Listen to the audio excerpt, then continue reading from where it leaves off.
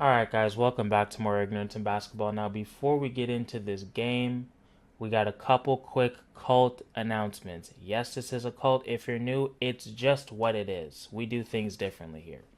But number one, if you want to get the official, one of a kind Death Valley t shirt, the link is in the description. I promise you, I did not cheap out on the quality. Number two, if you guys are not a part of the Twitch community, I'm telling you, you're missing out on the best part of the cult, okay? After the games, we break down every single play we can. We just clown the other team as a community. It is so much fun. Also, we had to go in on Max Kellerman, the man with the crackhead lips, because he picked the Nuggets. And is he stupid for that? 100%. Is he making the wrong decision? 100%. But the worst part of it is, this man had the nerve to not bring up Jokic when mentioning this series. He may have talked about him for a couple seconds, but this clown actually talked about Austin Rivers being the difference in this series. Austin Rivers. Are you fucking serious? Have you ever watched an NBA game? And these morons, they were talking about him hitting a game winner, kind of, against the Trailblazers, who play as much defense as a damn high school team. But they were talking about his college highlights. College. Are you on drugs? This is the NBA. He hasn't been in college in what, fucking 8 years? What the fuck are you talking about? But that is neither here nor there, because this cult is not about them. They are clowns. We know that. But speaking of Twitch, I was talking to the community last night when we were clowning crackhead lips, and I made a promise. Once we reach 100 subs on Twitch, not followers, but subs, I will do a full stream as either Shannon Sharp or Kendrick Perkins, and I'm talking fat suit, I'm talking beard, I'm talking accent. I'm going all in for the cult, okay? So once we reach 100 subs, that is what you will see. So come through, come hang out with us on Twitch. It is a lot of fun. And that's where the real fun is, because there's so much stuff I can't do on YouTube. You know YouTube isn't fucking with me. I say pussy way too much. Now, I think it's a great word. They seem to disagree. It is what it is. But let's get into the video because I noticed a lot of great things. Now, I was thinking about making a video, talking about the series before the first game, but honestly, I just didn't really have a lot of information. Like, all the regular season games didn't really count. Like, one was really early. And let's be honest, like, this Nuggets team that we played against the regular season, I didn't suit up, that the Suns played against, looks a lot different than the Nuggets team that they're playing against now. So it's like, all those games had Jamal Murray and things are just so different. So I was like, fuck it. And I was looking at the Trailblazer highlights and I couldn't really use any of that information either because the Trailblazers play defense like their hands are tied behind their fucking back. I don't know why their defense is always terrible. Shout out to the Terry Stotts, but we'll see what they look like next year. So I figured we'd wait until the first game and then just kind of feel things out and go from there. Kind of like I'm doing right now. So this is the conclusion that I have. The Suns treated this game like a regular season game against a mediocre team and still won by 20. Now, I don't know much about this Nuggets team. I'm not going to act like I'm the fucking, god of basketball. I know all things, but I mean, I would say, call me crazy, that is not muy bien if you're a Nuggets fan. Because I don't know how hard the Nuggets were trying. I'm assuming they would take the Suns seriously.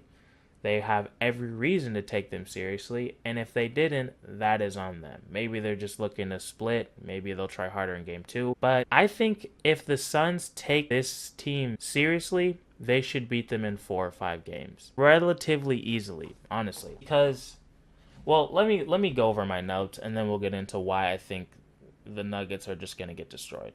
Honestly, like I said, the Suns did not take this team seriously at all. They didn't play any defense until like 5 minutes left in the third quarter. You know what I mean? Not looking good for you guys. I liked how they were getting Ayton involved early. I think he's going to be crucial in every single series. This man is 22 years old and he's playing like he's been in the league for 15 years.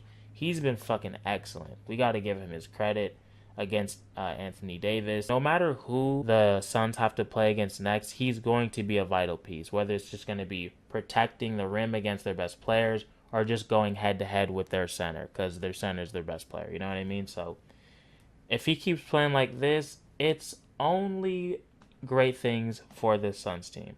So I like getting him involved early because he can kind of take possessions off and shit. Even though I wouldn't really say he's been doing that in the playoffs. But also, another reason why I felt good about this game, even when the Suns were down, Michael Porter Jr. could not miss. Especially in that first half. He was just making everything. Now, the defense wasn't as good, but damn, bro. This man only needs an inch to get his shot off. He does not give a fuck. He's just set me a screen, and I'm shooting it no matter what happens. I get it, you're 6'10", but damn, bro. He has the greenest light I've ever seen for a player that young. It is ridiculous. Also, I noticed that the Nuggets were just giving the Suns the corner three. I guess they were just trying to close off the lane. I guess you kind of have to do that when you have Jokic protecting the rim, which is another reason why I'm so glad that the Suns have a real center like DA who can actually protect the rim. I get it, Jokic is a great offensive player, but for me, I always feel like the center's the anchor of your defense, and if your fucking center's slow and fat, what are you going to do? They're just going to get layup after layup after layup. So I think that's why they were doing that. And, I mean, they could take the corner three away next game, but then Chris Paul, Cam Payne, and Devin Booker are just going to light Jokic up, probably get him in foul trouble, and then what the fuck are you going to do? You know what I mean? So it's another reason why I feel good about this series. I just don't know, where the Nuggets can go, where they have a huge advantage. Because even somebody like Aaron Gordon, who doesn't really use his size that much, but he had 18 points and played a good game. He didn't hit any threes, which isn't really his strength, but he was playing bigger than he usually does. He had the mismatch on Booker a couple of times, and he took advantage of that. And you still lost by 20 points. So, I mean, it's not like Jokic had 10. He had 23 points and 9 boards. He didn't have a bad game. I know he didn't have 50, but I think DA is a really good matchup for him. That's another thing.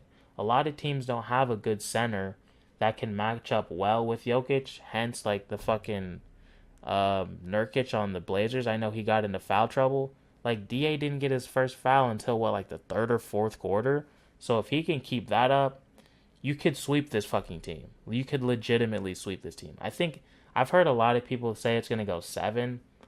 I think it'll only go 7 if the Suns fuck up. I think if the Suns show up every game, even if they don't shoot amazing from 3, they should be able to take care of this team because they're a way better defensive team. And I think they're a way better offensive team too, especially with Murray out. But that's just my humble opinion. Another thing, this is when I knew it was over. Honestly, I knew it was over by the first quarter, but this is when I knew the Suns did not respect the Nuggets at all. They had the nerve to put Dario Saric in the game, and they weren't even up by 57 points. That is the ultimate fuck you to any other team. That just says we could literally play 4-on-5 and still beat you. And they did. They actually gained the fucking lead with Saric in the game. Saric had a dunk. We were cracking up on Discord. Saric is so unathletic that he dunked and fell. Nobody touched him, but the refs were like, there's no way somebody in the NBA can just fall off of an open dunk. So he must have gotten fouled. And he got the and one. And he made the free throw. Saric makes the impossible possible. Somebody please put that on a t-shirt. This was just the fucking Suns game to lose. Even when they were down by 10 in the Discord, I called it. I'm like, look, if the Suns just show up at all, they'll win this game by 15-20. And they did. They just kicked it into high gear slightly with about 5 minutes left in the third. I know Chris Paul went 6 for 6 in the fourth, but he plays well against the Nuggets. I've seen him play well against the Nuggets. really his whole damn career, or at least this Nuggets team. Booker plays well against them. Ayton plays well against them. I just like what? Who are they gonna stop? Who do they have to guard Devin Booker? Austin Rivers. He got exposed all night. He got exposed by Chris Paul. He got exposed by Booker. He will continue to get exposed. That is why he was almost out of the league this year. No disrespect. I like Austin Rivers, but what the fuck? He's gonna win the series for you?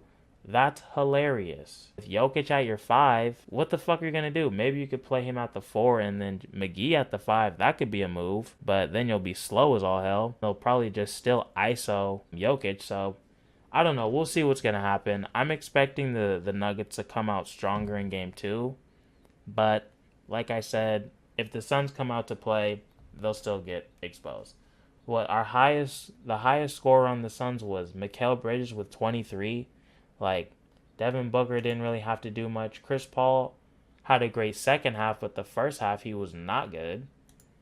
So, it's not like Booker went off for 50 again, you know what I mean? So, I feel great about this series. But let's get into the stats and see how everybody shot. Now, DeAndre Ayton, he really just matched Jokic's points. I think he played better than him. His field goal percentage was way higher. He was 9 for 13, 10 boards, 20 points. That is muy bien. Cameron Johnson, he didn't play exceptionally well. 14 minutes, he only got off 2 shots and he missed both. He got to the free throw line once, so he had 2 points, 1 assist, 1 board. Like nothing crazy. Crowder, 31 minutes, he was 5 of 13 from the field, 3 of 9 from 3. This is what I'm talking about. It's not like we had somebody go fucking crazy. Now, Mikal had a good game, but, still only 23 points. But he finished with, Jay Crowder finished with 14 points, 1 assist, 5 boards. Kaminsky didn't play. Jalen Smith, he got trash minutes. Cameron Payne, 20 minutes. He was 3 for 8, 1 of 3, 7 points, 3 assists, 2 boards, nothing crazy. He had a so-so game. Saric, still can't believe he actually did something. 9 minutes, 50% from the field. We'll take it. 5 points, 2 boards. Still not, he only had 2 rebounds. It's only 9 minutes, though. Booker, like I said, low-scoring game for him. He was efficient, though. 8 of 12. He 1 of 4 from 3. 21 points, 8 assists. That's great. They were doubling him a lot, so they were able to find that open corner 3 really well. Now, Booker had some turnovers that were kind of unforced, but that's just kind of what happens. But like I said, he finished with 21 points, 8 assists, and 4 boards. Not bad. Chris Paul, 36 minutes. If they could keep their minutes around here, 35, 36, that'd be great. I doubt it for the entire series, but we'll see. 36 minutes, 8 of 14, 2 of 3 from 3. It's great to see him hitting threes again. Obviously, we're all worried about that damn shoulder. Finished with 21 points, 11 assists, 6 boards. I think he only had 1 turnover, too. And then Torrey Craig, 17 minutes. It's good to see him getting more minutes. His rebounding is huge. 3 of 7 from the field, 2 of 5 from 3. Great. 9 points, and he had 8 boards. You know what I mean? So he's huge, especially against a team like Denver. They're big as all hell, so his rebounding helps a lot. Now let's look at the game stats. Obviously, Suns finished with 122. Denver had 105, which I'm pretty sure is less. It was really good to see that the Suns out-rebounded the Nuggets. That's going to be huge because the Nuggets' size was something I was worried about. I thought they would use it more, but I guess not. We'll see what they do in next game, though, Suns 44 boards to the Nuggets 41. Suns had 30 assists, right on their fucking average. 8 steals, 4 blocks. They only had 10 turnovers. I'm telling you, they've been able to keep the turnovers low, which has been great. They shot 54% from the field, which is really good. 85% from the free throw. Booker missed 2 free throws. I don't know why, but it happened. And they shot 38% from 3, which is pretty good. But Like I said, if Mikal didn't go off, then this would have been even lower. But I don't even think they needed for him to go off to win this game. It would have been a little closer, but they didn't need it. And speaking of Mikal, I must have skipped his damn highlights, his numbers by accident, and I have to go back because he gets the game ball. We can't have that. Mikal, 34 minutes, which is really low for him, which is great. Keep his minutes down. I know he was playing a shit ton last series, him and Booker. But 8 of 12 from the field, which is great. 4 of 8 from 3, obviously great. 23 points, 5 boards, and 5 assists. He had a great fucking game. And if they keep giving up that corner 3, he will continue to have great fucking games, I think. So like I said, I think this series is the Suns to lose as long as they just don't fuck up and collapse and just take this team at least somewhat seriously. They will win. And now, if they play like they did that fourth quarter, these next 3 games, if they can keep that intensity up the entirety of the game, or at least most of the game, I don't think they can, maintain a defensive intensity all game. They'll probably just get gassed early. But if they can just do what they did, maybe even a little better, because I'm expecting the Nuggets to play harder, especially defensively. If they can keep that up these next 3 games, it's over. I don't think the Nuggets have the offensive firepower. I think Ayton gives Jokic trouble. Like, their bigs, they don't really use their size. Like, yeah, Porter's 6'10", but he shoots jump shots. He's not posting anybody up, Pretty much the same thing with Gordon. So, and, like, they don't really have to work. And Chris Paul and Booker don't really have to work that hard on the defensive end. It's like guarding Austin Rivers and Campazzo, I don't think is going to get somebody like a Chris Paul or Booker in foul trouble and make them work too much on the defensive end, so they can keep most of their energy for offense and really like just go off on this team. Like I said, who the fuck is gonna guard them? Austin Rivers and Campazzo got exposed, especially in that second half, which is what they really look like as a team when they're trying. So that's all I got for today. Make sure to check out the Twitch. Go subscribe. It is the best way to support the channel. And you can just use your Amazon Prime shit. You don't even have to pay for it. They give you a free one a month. Go check out the merch. Links are always in the description. And that's it. I'll see you guys in game 2. Peace.